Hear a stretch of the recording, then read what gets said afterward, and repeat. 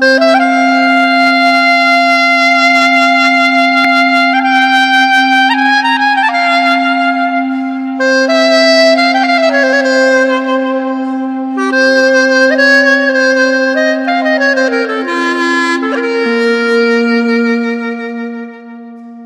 aranlar var idi kolxoz olduqda. Sonralar boş durur idi. Biz onu da topladılar bütün koyumuzu. 15 dakikada evden çıkardılar. Sonra onda da yattık. Ballar yuxladı. Biz istirahət etdik.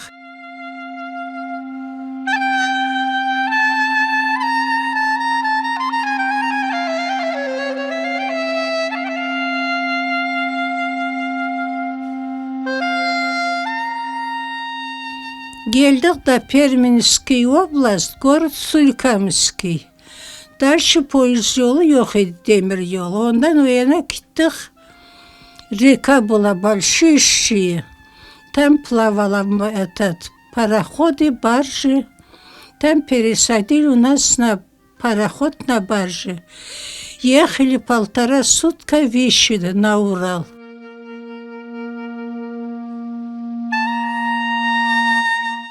Bize o prikayt eterediler. Ve predajni şkora tehırımı satıp celdiniz. Son bir avrat, даже соседкам. О, да и siz хырымı predali, сюда перешли, еще с нами спорите.